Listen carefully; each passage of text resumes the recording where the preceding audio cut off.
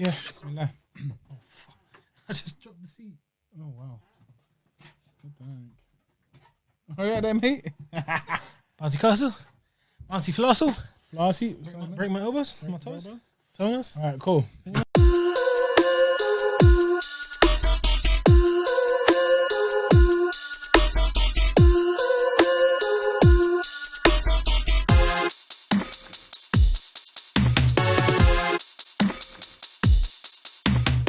Welcome back, everybody, to episode number 47 of the Sweet Science Podcast with your boy Fat Mouse. What else we got in here? I'm Cash with a K and a neck crank. Wow, he's cranking his I neck. noticed every time you do that, Yeah? I always He's start copying that. you. Serious. It's... No, I'm saying every time you start, Oh, you do that? I'm always doing that. Trigger. I don't know why. It gets you in the mood, mate. Yeah, episode 47. Mad. What can I say? Ramadan's coming to an end. Ramadan.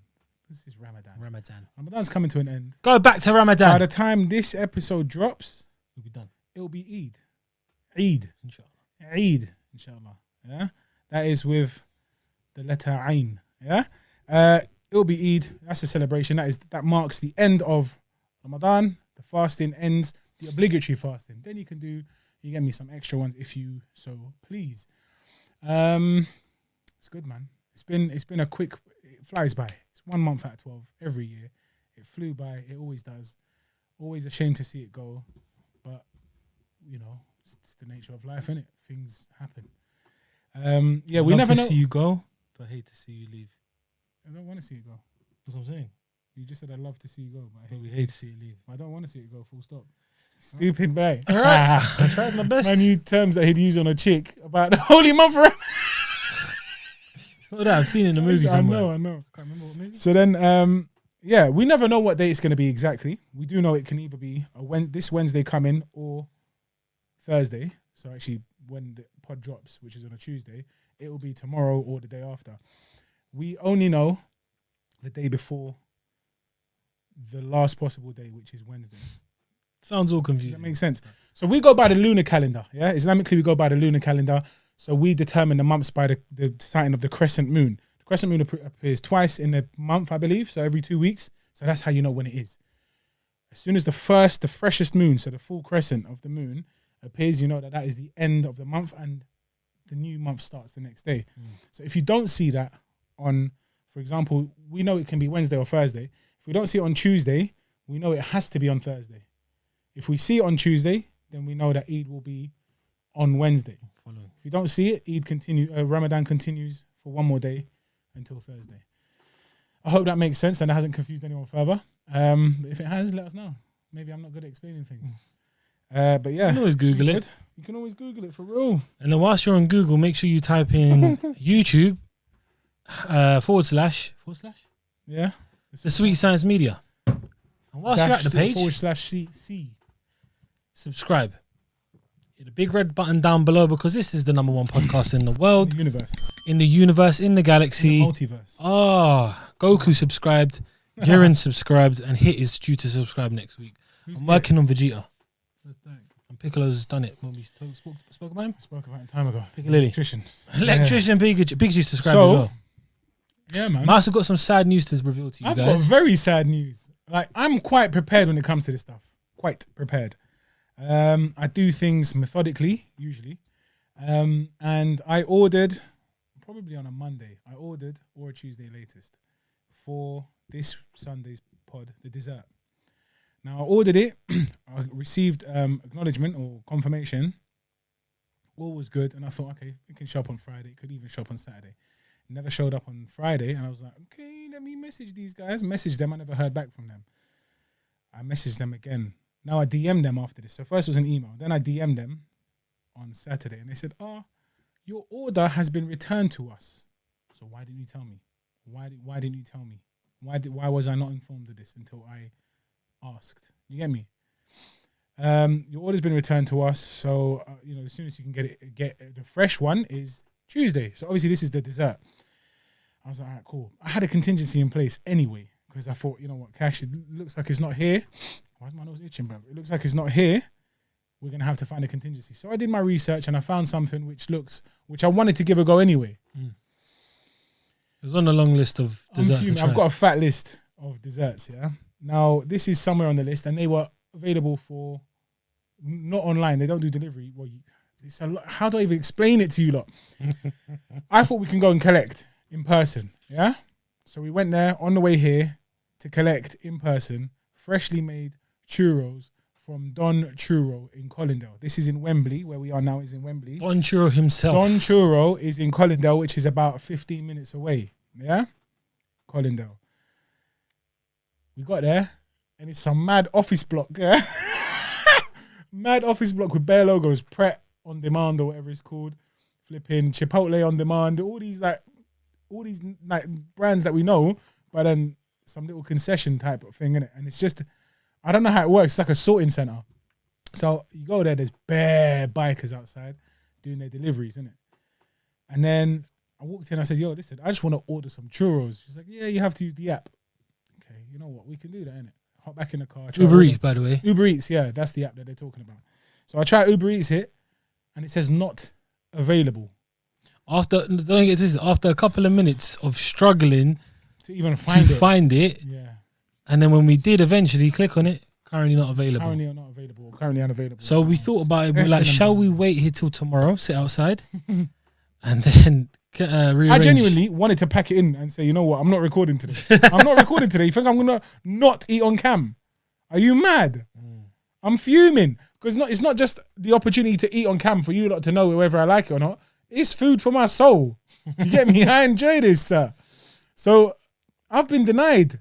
Is that twice in 1 week, like 2 instances? It was not meant to happen. You know what I mean? If I wanted, if it was meant to happen, I could not have stopped it. And if it's not meant to happen, I can't change it. You know what I mean? What can man say? So yeah, I'm fuming, but God is great. So the first time in 47 weeks. We are not actually eating dessert on camera. I'm raging, bro. 47 weeks, bro. Even when I was abroad. Even when you... we did it. He was in hospital, bruv. I was delivering your food. This guy came to give me delivering his brownies. He came to drop me brownies because we didn't want to disappoint you lot. And then look what happened. It 47 weeks in, we don't care anymore. Yes, man, no, it's not even that, man. I'm kidding. We love you lot. So that comes next week anyway. So the initial order is coming next two. week. But Don Churro, I'm not going to lie to you. 2 next week? You might be onto something, bruv. You might be onto something. Light bulb moment. I lie. But yeah, so I'm raging in it. But what can we say? Here we are. Luckily though, we do have some interesting topics to talk about. To kind of lessen the blow of not eating anything sugary on the pod. I'm fuming. We had a beautiful weekend. It's life. An amazing weekend. But before we get to the weekend, quickly. Man, Nico Milana, bruv. Oh, what a G. I'm so upset about Nico. NDL, bruv. Nico Defense League. I thought he was Nico or Nico? Nico Milana. I think it's Nico anyway. He always says that, Nico. It's Nico. It's Nico. Sneakbo. Anyway. Listen, I thought he was going to win it. I wanted as deluded as I might be, I genuinely thought that he might win London Mayor. That would have been mad. Imagine we had some mad little you, just for vibes in as the mayor of London. That would have been crazy. He wanted to arrest everyone in Parliament. Because they're where the real criminals are at. And he needed to tell Boris Johnson to shush. Them. Yeah, tell him to shush. Bruv, you know what? I have to say though, the guy did a tremendous job. He got almost 50,000 votes. Almost 50,000 votes. They voted for really and truly a joke man, innit? He's a genius. The guy, if he runs again next term, keep going. He's got it. He's going to be the mayor. He got his P back anyway because you have to pay. Oh, is it? To get in your, basically, do you know, like 10 bags? You pay 10 bags to run, but the 10 bags, but you also need to get 3 signatures from each borough. Okay. To say that you're fit to run or whatever, you can run. You can actually. So you have to go to each borough in London, get 3 every single borough. You just got subscribers to do it, I think. Oh, anyone can. I think anyone can subscribe. do it. I can sign it. Yeah. The guy is that's what I'm saying. Like legitimate, you know what I mean? Like he can get votes. Blood, this guy. And then to get your P back, it's mad like crookery going on, bro. Yeah. You don't get your 10 bags back or however much it is if you don't get a certain amount of votes. But you just told me how many votes you got, so you smashed it. Is it? I think it was about 10,000 votes or something. Yeah, he got 49,000 and something. You need to get 10 or 20,000 votes to get your money back. Light work. What a G. I might run for flipping president of America, bruv. You probably get Why it. not? Why not? I've got Everybody youth gets on my free side desserts anyway, every basically. week. That's it. It's going in the treaty, or whatever they call it. The treaty. Manifesto. The treaty. It's a treat. Sweet. This guy. I'm leaving because I'm on fire at the moment. He's on fire. I'm on Speaking fire. speaking of being on fire, this little ginger, blood. Obviously, we're going to talk about the boxing first. That overshadowed everything else. Saul CANELO Alvarez took on Britain's own Billy Joe Saunders in a unification clash. WBC, WBO, WBA, and Ring Magazine titles were on the line at Super Middleweight at the AT&T Stadium in Texas. Cinco de Mayo weekend. Big opportunity, Huge big fight, huge fight. 73,000 fans. Biggest indoor stadium event ever That's mad. in history of boxing. I think it was boxing history. In America, anyway. It was 70,000. Sorry, 73 was Principality Stadium in Wales. Joshua twice. Yeah. So, yeah, in America, biggest fight, 70,000 people. In the middle of a pandemic, imagine that, bro. Mexicanos all there going crazy. All of them, they didn't ramp about social distancing, bro. There was none. And so there shouldn't have been. Going into the fight, there was a bit of needle. Bit of mind games going on. Yeah. Billy Joe is known for that, but Canelo's known for not biting. This time, he had a little nibble. Yeah, he had a nibble. He had a little, you know what I mean? He had a little. So there was a loss in translation there, yeah? So when they went head to head or face to face or whatever, he was like, "Oh, you like the beef, don't you? You like the beef. You like the beef." And he's just like, we'll see. No, you like the beef, bro. Just admit that you like the beef. He's completely different. But he was talking about the horse meat. The tainted beef or tainted meat. And what did he think? He was just like, that's it. I don't know, man. I don't know. He just didn't understand. He was like, basically it was a pre-planned response. Yeah, everyone says they're going to beat me. All right, we'll see. But I'm not going to lie to you. I wholeheartedly thought. But again, maybe this is just me wishful thinking, innit? I wholeheartedly thought Billy Joe Saunders was going to take it. You're not wishful thinking. I'm a hater. Not doubt yourself. No, not even that. Then? If anyone was going to give him issues or beat him... We know that, bro. We know that. No, but he didn't. Bro, we could have said, Callum Smith's going to do this, or Khan was going to do this, or who else did he fight just before that someone was going to give him an issue? Avni Yildirim. Yildirim. But stylistically, someone who don't give a doss, someone who's going in there with no fear. Again, it's that gypsy mentality, bro. That traveler's mentality that you can conquer it all. Yeah, man. It was actually, I'm not going to lie to you, it was anticlimactic from Billy Joe Saunders because I expected so much. We know he's a master craftsman, innit? But was it though? No, he is a master. Oh, was it anticlimactic though? Or was it just how it was meant to play? Like, for me, it was more technical than I expected it to be. It was more technical than I expected it to be. Now, they always talk about Canelo being elusive and difficult to land on, yeah? But Billy Joe was also the same. So even when... I want to talk about so many things and I'm overwhelming myself. He was difficult to land on. His head movement was very good. He was avoiding punches. Canelo? No, Billy Joe Saunders. Oh, okay. Billy Joe Saunders was doing this and he was anticipating counters amazingly. Catch and counter. But those catches and him blocking still probably earned points for Canelo. Yeah? Which is why when you look at the scorecard at the end, it looked like a one-sided show, which it was not. No, of course not. No, I agree. So going into it, obviously, we were both... this was one of the most anticipated fights, not only for everyone, but for us in terms of actual analysis of the fight and what we want to see and how it's going to go down. Like, we were so back and forth on it constantly because it's such a good fight. Like, we know Billy Joe, not personally, but we know of Billy Joe for a long time. A lot of American fans don't know him properly.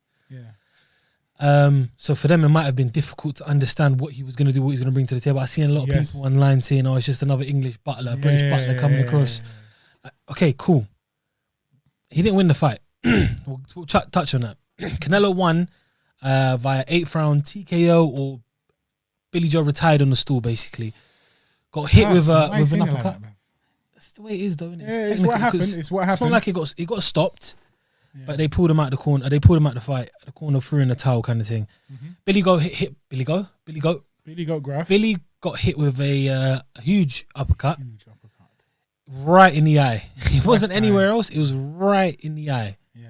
And immediately, within seconds of that punch, his eye just Sealed shut. Sealed. completely. Yeah. Yeah. I It's not thought, even like it was swollen. It was a little bit swollen, but it was more that it just sealed. It was like there was glue there. Do you understand what I'm saying? It wasn't like I remember they were trying to in the corner when it went back to the round, and trying to they open were it. trying. It wouldn't. It just trying to open it. Yeah, they couldn't even like spread the lips. It's spread crazy. the I've seen eyelid. swelling happen. I've never seen an eye shut that quickly. It shut immediately, Yeah, and it wasn't big, puffy, dirty eye. It was blue, purple, and closed. and closed. Yeah. Little swelling. It wasn't It that was much swelling. gone. Yeah. It was gone. The only time I've seen something close to that was when Chris Algieri fought Ruslan Provodnikov. He got hit similarly. He got hit with a left hook, went down on the eye, but it gradually swelled up. But it swelled up quite quick. Billy's instantly shut. Yeah. It was mad. It was mad. And then the aftermath is crazy. Did he quit? What happened? We were talking about it immediately. We were like, bro, what just happened? Did the doctor call it off? Did he say that? It's not. It wasn't clear immediately. It weren't clear. No one was saying anything, but the zone commentator just kept saying he quit. Sergio Mora and that. Yeah. It turned out that Mark Tibbs had threw in the towel. Had said, no, I'm He not just letting said him go yes, out. yeah, exactly. Miles made a good fair point to me, and I didn't realize it at the time because I was getting annoyed about like, people saying he quit. Miles like, he didn't really kick up a fuss about being stopped. This is the thing now, yeah? But that's when it gets really touchy. Yeah. And it's there's a lot to discuss at this point. These are the points I want to touch on, right? So did he quit? As in, did he say, nah, I'm not going out? No, he didn't. Did he put up a fight and say, no, I'm fine? Like when Zab Judah got knocked out by Costa Zoo and stood up and started chicken dancing, and then he's like, I'm fine. You're not fine, bruv. We can see you're not. You want to continue. Your mind's telling you you're fine. Your body's not letting you do it. Okay? No, he just kind of just said that he was definitely shell-shocked. He was definitely shell-shocked. Like, I've not been in this situation before. Exactly. Now, exactly. I have no qualms with the issue. To be perfectly honest, I have no issue with him saying, I can't go back out. I worry too much about my eye and my vision and my health to go back out for round 9. It was the end of round 10, 8, right? Yeah. I feel I'm too cautious or conscious of my health for me to go back out. I understand that because you got to go out on your shield and that's waffle because that's all talk until you're in it. Yeah. Now, when you're in the situation, yes, there's adrenaline involved and whatnot, but he's just thinking, I now can no longer see at my lead eye. Yeah. He's a southpaw. His left eye. Yeah. I can no longer see at my lead eye. I think it was his right eye. It was his lead eye, as in it's his right eye because he's a southpaw. Yeah. I'm going to be getting caught left, right, and center with Canelo or by Canelo for the next 4 or 5 rounds, however many rounds. Yeah, 4 rounds. Yeah, exactly. Those are 4 rounds. That's 12 minutes of my eye becoming further damaged, my eyesight being obliterated. Yeah, compromised for life. I'm not surprised that he said, nah, I'm not on it. Okay? Or didn't kick up a fuss. Or didn't, yeah, that's what I'm saying. Like, he just submitted or conceded to the fact that that's it. He's lost the fight. Live to fight another day. And definitely, he deserves a rematch. Fighting Canelo with 2 eyes is hard enough. Having one eye, your lead eye, when you're a southpaw especially, like, it just doesn't make sense. This is the thing, yeah? Like you just said, and I've said similar things before about Canelo. Fighting Canelo with two eyes is difficult enough. We have 2 working eyes. Or when I've said, fighting Canelo, losing to him doesn't really count as a loss per se. These things are so annoying because now what we're doing is what I've been trying to avoid doing is putting him on this pedestal that I don't believe he belongs why in. do you avoid wait, it? let me finish. Let me finish. Because there's a lot of people out there who are doing the same thing, but they need to realize. Let me finish. Go on. Sorry, I get defensive with it. You do. You get very, very defensive. It's not defensive. It's not defensive. I don't love him. You do. I love his boxing. I love what he's done, and I love the fact he changed so much. That's what I respect the most. He took that L, and he took a whooping in that fight with Floyd. And like Tony Bellew said, he is like Thanos. I have never seen someone take a style Yeah. that you lost against. Man, yeah. It's And like he sucked his flipping powers. Yes, and used it. And took used them it gems, against bruv, or whatever obviously, he's they're not on the same level of Floyd defensively. He's Floyd's not far fleet- off anymore, bruv. He's He's not not far far off. off anymore. He's not The far only off thing anymore. that Floyd had is his fleet of foot. Yeah. His just footwork was quicker, and he could get away easy. Yeah. And Canelo's still a bit slow with his feet. But again, that being said, Canelo's still slow on his feet. In the fight, he was elusive anyway. He was still difficult to catch. He did get caught a few times. It's his head movement. It's his head movement and his distance. Billy Joe Saunders was constantly wary. You know what it is? His defense is his offense. His offense. Canelo's. Understand? Yeah. Why? He's got so much power. A lot of people say, "Oh, his power's underrated," or it's not. No. We know he's strong. We know he's got power. We've seen the effect his punches have on people. Okay, but he's so sharp with his counters that you're so wary. Did I just avalanche a spit, bruv? I just launched a fat one. You're so wary of his counters that you don't want to engage. Yeah, and I saw that firsthand with Billy Joe Saunders this weekend. Right, he's just again. He's almost gun shy. I don't want to throw anything because I know I'm going to get countered. I He'll throw a jab and they're meaningless. I was saying that during the fight too. I was like, why is he not throwing his left enough? I was really straight. I was like, did he hurt it before he got in there? Because the left was coming very little. I've seen him in different fights where he's not respected the power or the fighter in front of him, and that left has been let loose. Yeah, no, but you can't. Like, if he threw caution to the wind, but that's what I'm saying, and I'm contesting. I'm not contesting. I am making your point more valid in that aspect. That it's true. What Canelo does to you is that he makes you wary. You do not want to engage unless you're Golovkin. He's so good, he makes you a worse fighter on the night. Does that make sense? You know, they say, "Oh, Billy Joe Saunders rises to every occasion, rises to every challenge," and he's only as good as the opponent put in front of him. So when he has an off night, it's usually because his opponent's whack. Canelo made him see, like I saw moments of magic from Billy Joe Saunders. Don't get twisted, but it was like his head movement was actually pretty good. His anticipation of punches was very good, especially in the middle rounds of those 9. Yeah, when he kind of anticipated he could catch and counter, but there were times when he just did not want to throw that big left. Why? Because Canelo is likely not going to get caught with it, and then he's going to catch you with something. And also another problem is when you've got someone in front of you who takes your shots so cleanly and keeps coming forward, you begin to question your own self and your own power and your own shots. You know, Canelo eats shots for fun. Doesn't get hurt. It's crazy. So this is what it goes back to what I was saying. I don't want to give Canelo this or put him on this pedestal, but I can no longer deny it. Does that make sense? It's like, bruv, I don't like rating. I never want to say this guy's unbeatable. I hate it. And we had this conversation. He was like, "But what about Mayweather? Even Mayweather is beatable." But what Mayweather did, this is controversial, and a lot of people are gonna be like, "What are you talking about? You're a hater." I'm not a hater. I'm actually a fan of Mayweather, and becoming a fan of Canelo. I just don't like him as a person. Really boring, isn't it? But with Mayweather, he was very smart at picking his fights at the right times. Picking his opponents at the right time. Look what happened with Pacquiao. Now everyone's saying no, but Pacquiao was on PEDs, and so he wanted to make sure it was a clean, fair fight. But bro, you also waited 10 years for him to age and to slow down and just become stale. Yeah. Now, Canelo doesn't do this. Canelo doesn't wait for the perfect moment to fight the big names. He's just chasing. He's chasing glory. He's coming after. He's kicking doors down and saying, "I want this. I want him. I want him. I want Caleb Plant next."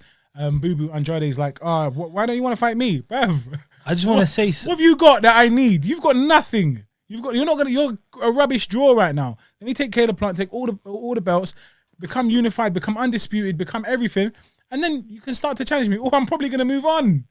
What are you saying? I was gonna say, you know how you touched on how it cannot be denied now. Yeah. People always cling on to the fights that Canelo's had with the lesser guys who he was going to go in there and walk with. Yeah. You said something to me which I didn't even know was true. I didn't even think about it.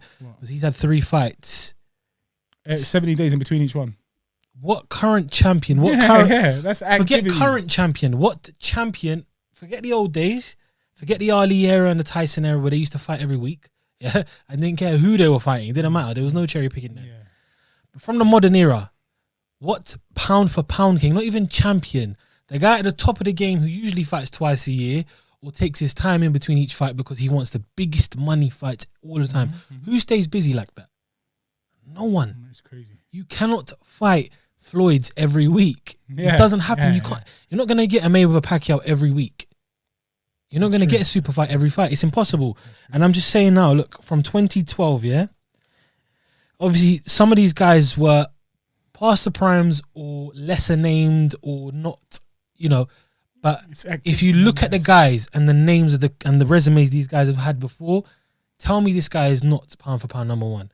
From 2012, I'm telling you, Shane Mosley, Josecito Lopez, Austin Trout, Mayweather, obviously lost, Angulo, Lara, Kirkland, Cotto, Khan, Liam Smith, Cesar Chavez Jr., Golovkin twice, Fielding, Jacobs, Kovalev, Smith, Yildirim, Saunders. That is a crazy, crazy resume. And it's not, and this is my point, it's not just one division. It is multiple divisions. 154, Canelo weight, 155, 160, 168, 175. He's been through them all, and he's only lost once and drawn once. Yes, contentious. You could say whatever you want about a couple of them have been contentious, but that doesn't matter because the fact is he's got the wins. He's got the W's, yeah? And since the Lara fight, I haven't seen him struggle significantly apart from Golovkin. Yeah. And that was because it was a war. Yeah. I feel as though if Canelo fought Golovkin now, he would make it convincing. He engaged with Golovkin in the first bout anyway. In my opinion, the first bout was closer than the second bout. In the second bout, I had Canelo winning easier. Again, both fights people say could have gone either way, whatever you want to say. But Canelo came in lighter in the second fight. This is after the whole horse meat, beef, whatever you want to call it, debacle. And he came in lighter, visibly lighter. It looked like he was skinny. So whatever you want to say, yeah? I mean, But since that, he hasn't really struggled with anyone. Jacobs gave him a bit of run for his money. Kovalev was giving him a couple rounds. Khan obviously gave him, but overall, like, he knocked out Kovalev. He knocked out Khan. He destroyed Yildirim. He didn't really struggle with Billy apart from a couple of rounds, and that surprised me the most out of all of them. And that's because I know how good Billy Joe Saunders is, and I know the styles Canelo has struggled with in the past, which makes me understand even more how much he has developed. It's scary. This is exactly Canelo 4 or 5 years ago against Billy Joe Saunders would have struggled like hell. Nightmare. It wasn't that much of a nightmare for him this past weekend.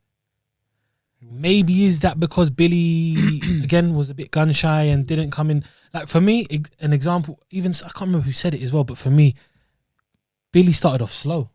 Yeah, Billy started off really slow for me. I gave him the first round, although it was slow, but Canelo was slower. But what was Canelo doing? He was just building in, getting a feel of his opponent, knowing that, you know what, I'm just going to move around. He's not going to land anything significant on me. And if he does land, all he did was land jabs. I don't think there was anything major. Couple of short left hands. Yeah, I'm talking about the first round. Oh, first round, sorry. First round, I don't think there was anything. But that's what I had Canelo win in the first round. Yeah, again, because I don't think so. I just think there's a few jabs here and there, but Canelo was landing the bigger, even though there were body shots and nothing really to the head was connecting. He was walking them down. He was pushing the pace of the fight, and when he was landing shots, I was saying to you, he looks a lot more powerful and stronger and bigger. No, there was a clear difference in punching power. Yeah. Now I think that's because, well, Mark Tibbs did say Billy Joe Saunders' game plan going into this was just to keep out of range, just, sniper his way in and just grab a couple of, just point score really, yeah, and move around and not get caught. And occasionally it didn't happen because the warrior in Billy Joe Saunders didn't want that to happen. He wanted to engage a little bit more. And when he threw flurries, it was, they were successful at times, but at the same time, there was always in the back of his mind, this is going to end badly. If I keep coming forward, he's going to counter, and he's going to counter, and I'm going to get hurt. And every time he went to the body, you can see, Billy Joe Saunders does a good job of keeping poker face and not letting you know. But to be honest, you could tell he's been hurt. Anyone that gets hit in the body like that, it's going to affect them. So, I think, I don't know if this is me waffling right now, But I feel as though having Tyson in the camp or in and around closer, it looks like Tyson Fury was fighting. What do you mean? As in style. Tyson fights the way Billy fought Canelo.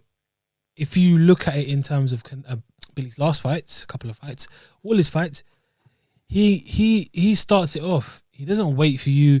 He's not sort of tentative with the jab and feeling his way in. He comes out and he's fast, moving, frustrating you with his combinations, his hand speed. Fury is a bit, again, everyone knows Fury's unorthodox, but Fury's a more patient fighter. Yeah. Fury will frustrate you, but Fury doesn't throw as many shots. But when he does, he's accurate, and you just can't touch him. You just can't hit Fury. Billy, in my opinion, is more of a front runner. So he comes out and he goes and he throws combos and he gets out, throws combos and he gets out. Tyson's not like that. Tyson don't throw in and out, in and out. And I don't know, but the thing is, like Mark Tibbs conceded, that was the game plan, though. That was. That's what I'm saying. I think it was wrong. Should have been in and out. No, he was trying to be in and out. He was trying to be in and out, but he just didn't seem like to me that, because there is always the threat of that huge counter. That now he is a master of counterpunching. Canelo is a master of counterpunching. So you can't. This is what I was talking about. His best defense is his offense or his offense, because you cannot initiate a combination. You can't step in with something meaningful without being susceptible to a counter, or open to a counter. So you're now trying to come in, but you're doing it half-heartedly. Let me just throw in a jab and step away. Let me just throw a jab and throw a little quick right. Hopefully he doesn't, hopefully he's fast enough for him not to respond. I definitely think they're just like weak, like glancing punches. I definitely think the scorecards were wrong. 100%. Like 6-2. I disagree with them. No. I think two of them were 6-2. Such a violation. I mean, it wasn't that far apart. By the end of the fifth round, I had it 3-2 to Billy Joe anyway, I believe. Or I can't remember, but I can't remember anymore. I remember just messaging someone saying, it's looking like 3-2. I don't know to who. It was just, I mean, like, again, you can't deny Canelo. And now, if he carries on the way he's going in terms of his personality outside the ring, speaking English. Now he's starting to speak a bit of Get English. Out of here. Yeah. What you mean? Why you make him get out of here? Why you fuck you? You're horrible. You're boxing horrible, like to Andrade. Yeah. Andrade.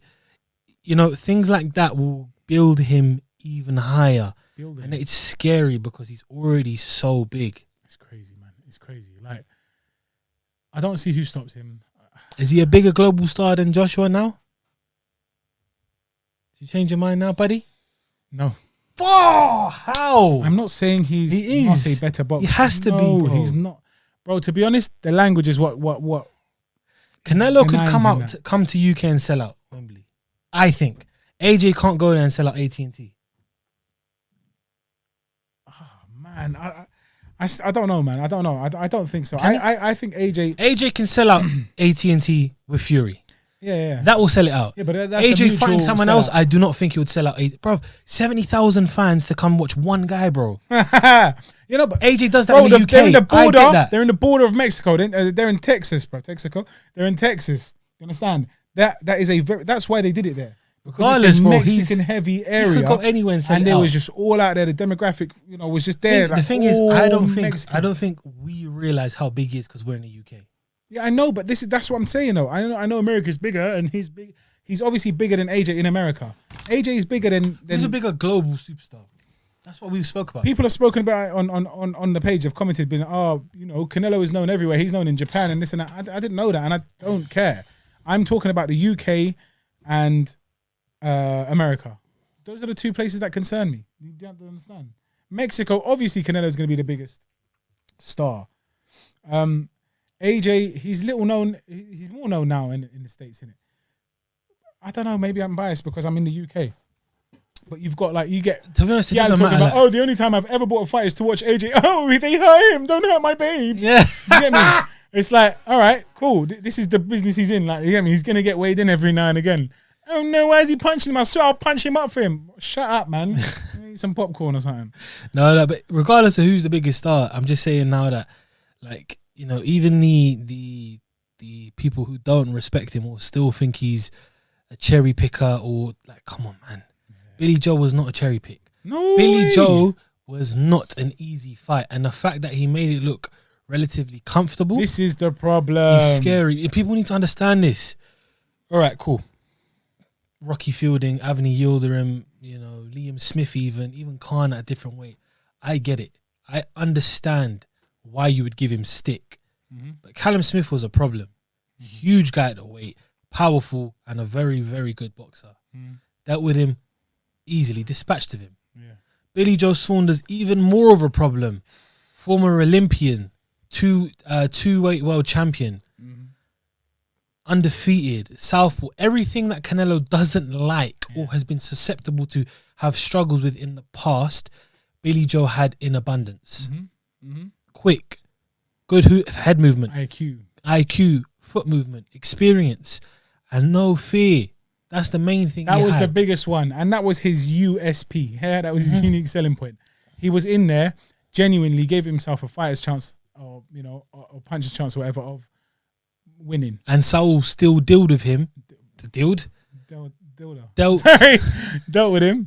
with him relatively comfortably. I'm not saying it was an easy fight. Some people are saying, I can't remember who it was, but to me it didn't even look like he got a second gear, bro.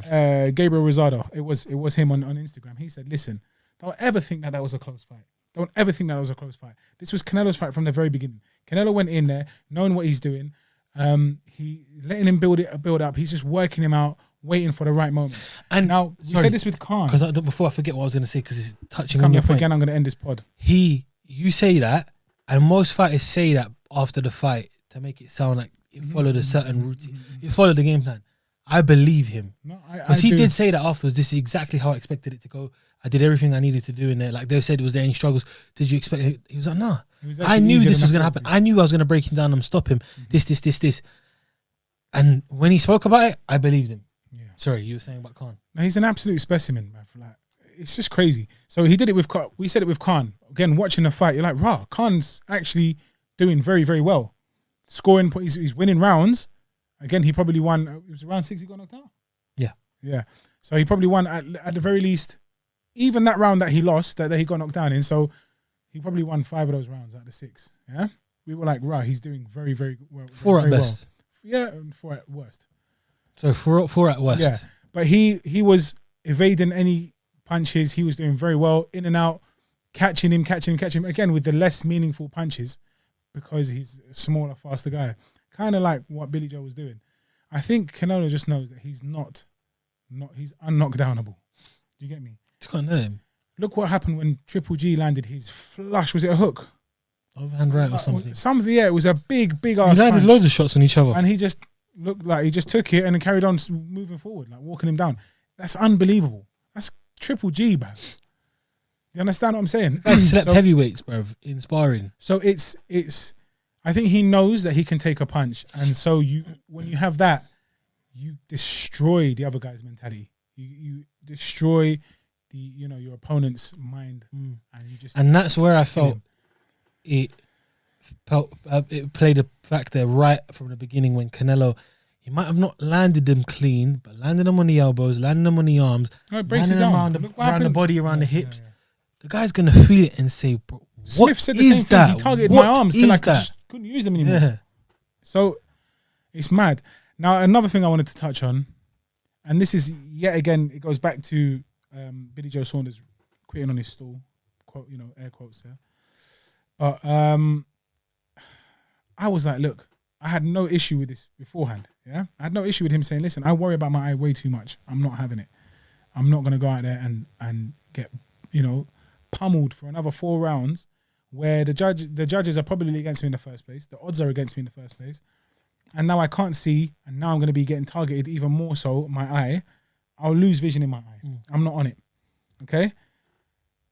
And people saying, oh, he quit. He's not a warrior. He's not a warrior. Bruv, step into the ring, innit? Step into the ring, oh ye of big mouth. Yeah? But then... Oh my gosh, alerted me, I know what you're going to. Or reminded me of a video that he made himself of his own accord, addressing Daniel Dubois versus Joe Joyce's fight, when Daniel Dubois also didn't want to get up off the canvas, similar, because of his shattered orbital bone. Then I'm like, he was like, I would rather be carried out there. He goes, you should be carried out there. Don't stop. You know, we fight with, yeah, it's all good giving it, but when you get it, you got to be able to take it. And this is what upset me to hell, because I only just got reminded. In fact, I went back and forth with Antonio Tarver, none other than the magic man Antonio Tarver, on Instagram, because he said something like this. He goes, he's giving it the big one, more, you know, along the lines of, he's giving it the big one, but, you know, as soon as he faced some adversity, he quit. And I said, listen. Getting punched in the eye and shattering your orbital is not a little bit of adversity. Shattering your orbital bone is life-threatening injuries, or life-changing injuries. You won't be able to see anymore. Listen, I want to say something, yeah? As much as I love Antonio Tarver, yeah? Hall of Famer, one of the best to do it, yeah? Gave us some of the best fights, tucked in Roy Jones. Crazy. I think you bookered him. I have to admit, the point you made about you, when you said, because I was watching this, I was loving it. I was like, they're going back and forth. Yeah, it's going back and forth. 12 rounds. You made the point, because obviously, Tarver said, I guess we're just made different. Yeah. Something like that. Along them lines, we're built different. And then they just don't make us same anymore, whatever it was. Yeah. But you made a very good, valid point where the experiences of the older guys who now suffer from brain trauma, CTE or can't to see, hell, or can't walk, or in wheelchairs, or struggle for the rest of their lives, compared to what we know now and how we can prevent it, why would you not want to prevent it? You know what the effects of being a soldier and being, you know, a warrior in the ring, what that has on you later on in life. You can't speak properly. You can't see properly. You can't, you know, there's a whole bunch of issues that affect you later on for the sake of 36 minutes. Now, Teddy Atlas might be, you know, switching at what I'm saying, but he probably doesn't care. But what I'm saying is this goes against everything he says. You got 36 minutes. You're a firefighter. Yes, you're a firefighter. But right now, the fire is burning you. Retreat and come back another time. Gather your resources and go back in there. Do you understand what I'm saying? So, what do you think Billy Joe's going to worry about more? Having a loss to Canelo Alvarez and collecting a couple of $1 million? Or having a loss of vision. Or being blind for the rest of his life? Not being able to see his kids. Not being able to look at his missus or whatever. Listen, me and him always said about, remember we used to talk about heart of a lion and making sure you're a warrior, and like I said you need to go out, and remember we had this we had a big argument about who, you know, be smart, and so I am all for Mexican style, go out, get slept and leave the ring, but that's if you got a dislocated shoulder. Pop it into place. Thank you, because you broke your hand, you got a cut, your eyes swollen, not broken. There's a difference. Yes. Yeah. Even if your nose is broken, couple of rounds, maybe. You're not going to lose your sense of smell for life, are you? You twist your ankle, maybe you can go on, but bro. Antonio Tarver, sorry, because what he said was, I won, I had a shattered jaw, and I carried on. Bro, you're going to wire that back into place like Kanye did, and you're cool. Yeah? You're going to wire that jaw back into place. You won't be able to stop eating. You won't be able to stop speaking. You'll be able to replace that. You cannot replace these eyes. Mike Bisping. He's got one eye missing. Obviously, he's still living in that. You understand me? But he's got one eye missing. He's got a fake eye. He has a glass eye. It's not worth it. It is. I'm sure if you asked him, listen, would you have changed it? He'd be like, yeah, I'd love to have kept my eye. You know what I mean? But that's just how it goes, isn't it? That's just how it is. Like, you can't, like, with the greatest respect to Antonio Tarver, I understand your point. But there was a lack of knowledge, a lack of experience, and a lack of education there to say that you couldn't do this. When I was boxing, again, I'm not saying I'm pro or anything like that, or I was pro. When I was boxing, check this out, yeah? My coach, who used to smoke 30 a day, he was about literally 30 stones, yeah? And when we would, like, in between, like, if we're shadow boxing, if we're on the pads, and we just like, trying to take a break, he's like, you're not tired or lazy. So he's going down on us. What? Whoa. He was just, like, coming down on us hard, Pause. Yeah? We would go for runs, and he'd be like, yeah, put on a bin bag or put on a sweatsuit and run. Don't touch the water. You don't need water. You're not a pussy, pardon my language. But this is what he would say. Now that we have education, we know that running, when you're dehydrated, it's not good for you, obviously. Firstly, the fluid in your brain, the fluid in your skull diminishes or depletes a little bit. So your brain moves around more. Shout out Z for this information, by the way. Yeah. Also, the same coach, what was his name? Phil, Big Fat Phil. Yeah. And he would say you don't need any water. What do you mean? You're trying to bring your weight down? You don't drink water because that just brings your weight back up. Bruv, you stay hydrated. We're not trying to make weight for a fight here. We're not, you understand what I'm saying? We're just training. We're just going for a run. I need to stay hydrated. My body needs it to function later on. I'm going to need to, but he was saying, don't do it. Just do whatever you're doing and don't drink water. A lot of people probably suffered because of that. Obviously, we're younger, 15, 16, 17, 18, 19, 20, no problem. But at the same time, you're actually misinforming, miseducating. Is that the word? Miseducating? I don't know. But you're giving wrong information, misinforming people. I struggled there. I was thinking to myself. Miseducated, that's not the word. Anyway, either way, it's false information. Yes. And as a result, people are probably getting injured because of it. But this is old. This was like, what, 15 years ago? 10 years ago. Do you get me? So people didn't have as much information available as they do now. Now we know we don't do that. So if you know, you can walk into a store now and have to check out without going to see a cashier. So what to do with anything? Times have changed. But what do you think I'm going to rely on information from 20, 30 years ago when pigs flew? Pigs don't fly now, they drive. Wow. Lambos. They fly planes. Do you get me? It's like, I get what you're saying. It doesn't make sense. And they suffered back then, those fighters. Yeah. And that's why a lot of them are bitter now or trying to fight now. Yes. It's not all down to do with that. It's down to their finances. But again, the generation then, they might have had it better in terms of, we had the hearts and no doubt they were more courageous. Why are half of the fighters from that generation coming back now to pick up paychecks? Because you were falsely informed back then, both with your financial careers and your in-ring abilities and your training. Yeah, it's mad. We're going to get Tava on anyway to talk about it soon. So, that video, I'd love to. That video that Billy Joe made about Daniel Dubois came back to bite him. Probably put it up here at this point, actually. But people know what it's like to walk in that ring and, who fights and know what it takes to get inside them ropes. So I'm never going to criticise a man if he was seriously injured or whatever has he done. But, get carried out the ring, brother. Get carried out the ring. It's not all knocking people unconscious and then your eye goes and then you want to get out. Yeah, it was upsetting to see. But I do understand it. I just think he shouldn't have said it in the first place.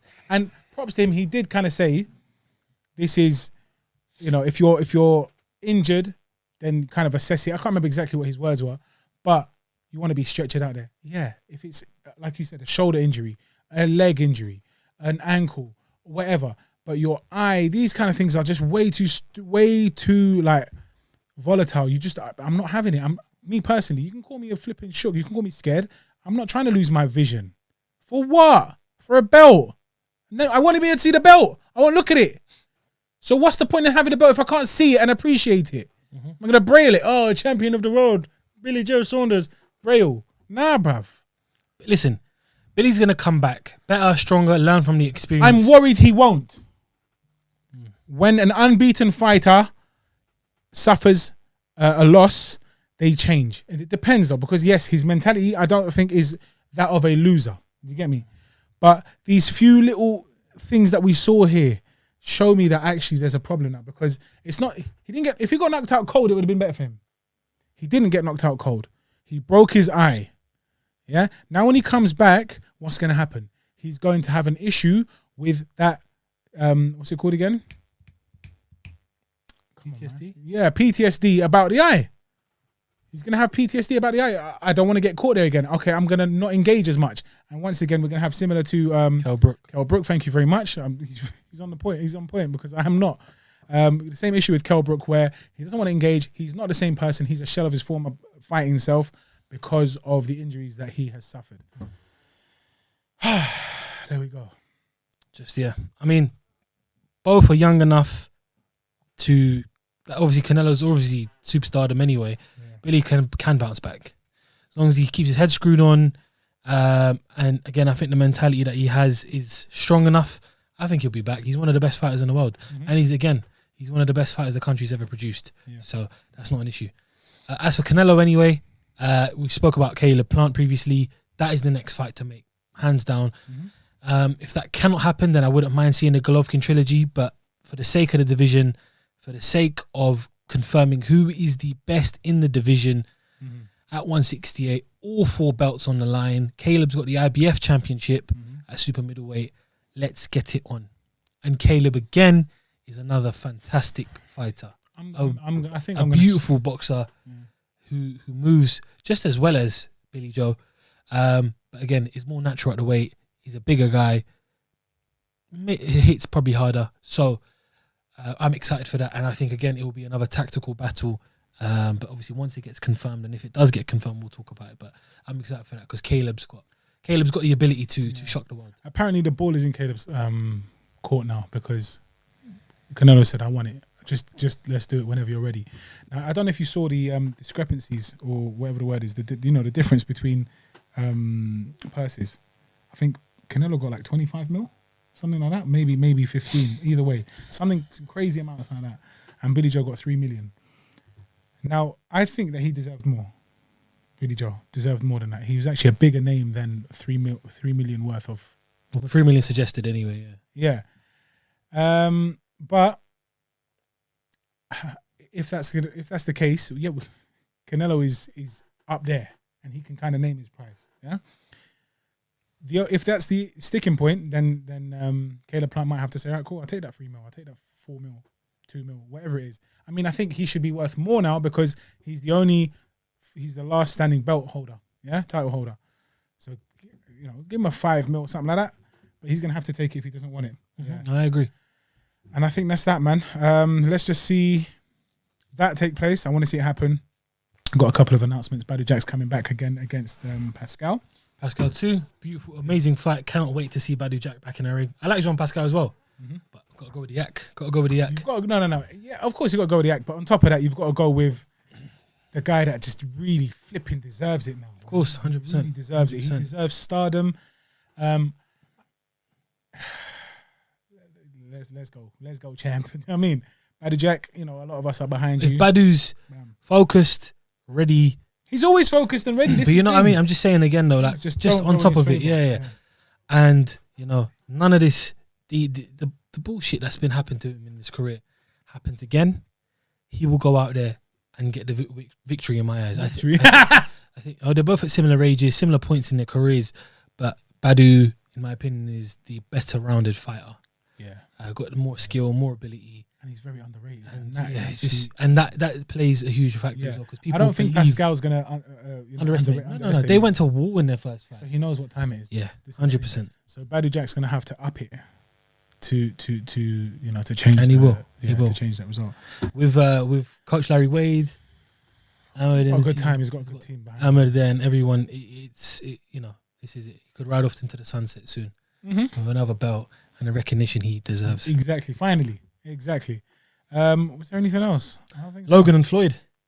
And Jake. I mean, that's a whole conversation, but we'll keep it brief. I'm not interested in the fight.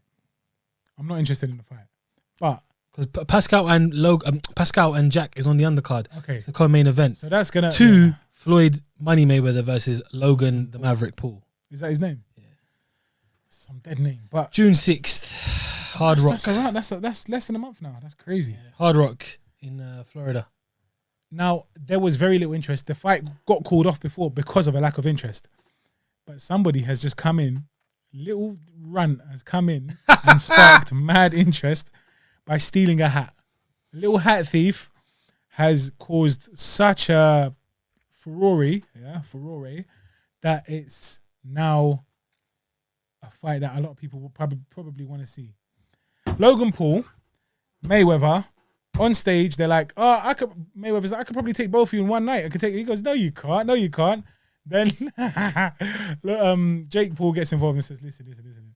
Let's make it happen.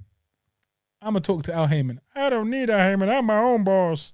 I got your hat. I'm my own boss. I'm my own boss. One night, got your hat. That video there, single-handedly, or that situation there, single-handedly has added, 1 million more eyes. Yeah. Well, I was going to say 250,000, but let's call it 1 million more eyes to the fight. Whatever, but yeah, he's just so much more interest now. Now people will tune in and be like, "Rah, like, is he going to get revenge?" Because he's looking like a bum. I didn't realize he did a hair transplant on his face and on his head. Like, I thought of doing this before, but it's just not going to work for me. I'm a little bit sweaty because it's hot in here. But his hair transplant, obviously, it's in that stage where it's kind of like just growing back here. But the amount of disrespect that Floyd had, was fuming. he was raging, and not because of the hat thing. It was mine, innit? If he was bald underneath there, worse has happened to him. When Mayweather put his hand, McGregor put his hand on his head, you slap head.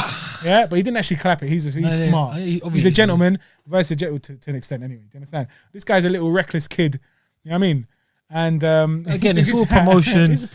And he's done his brother and he's done Mayweather a favor by doing that. To be honest, because there was. Let's see. Mayweather beats Jake. Mayweather beats Logan. Takes on Jake. That's crazy. You never know. Jake Paul, Floyd Mayweather. Or we could do Logan and Jake versus Conor and Floyd. Wow. For the WWE Tag Team Championships. There we go. Yeah. But on that note, the best tag team is out of here. That's us. It's the best podcast in the world, the #1 podcast in the galaxy, in the multiverse. I told you, Goku subscribed, Vegeta's going to subscribe, Scroon.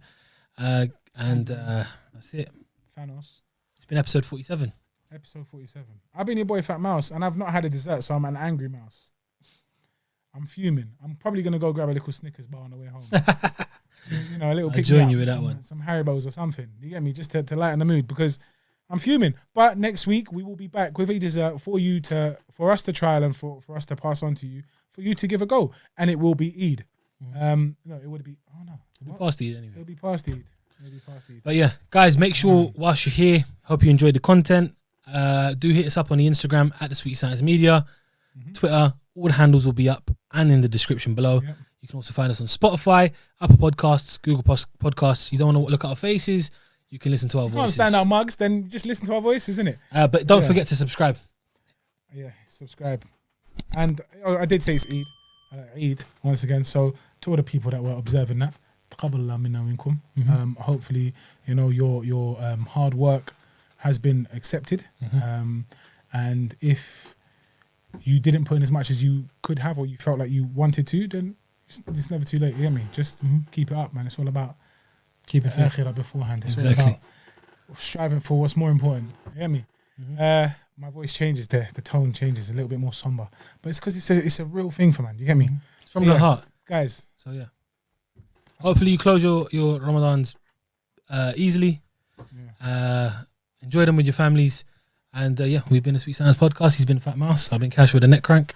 Fat Mouse, by the way, is down 10 kilograms. Fat Mouse is down 10 kilograms. You can't see it because he's still fat. Because I was super fat. He's not Fat Mouse anymore. He's At Mouse. I'm who? At Mouse. What's this all about, bro? And there's gonna be T Mouse, like T-Pain. Mouse. It's Mouse. It's Mousey. Tune in next week, guys. Thank you very much. As always, been a pleasure. He's out.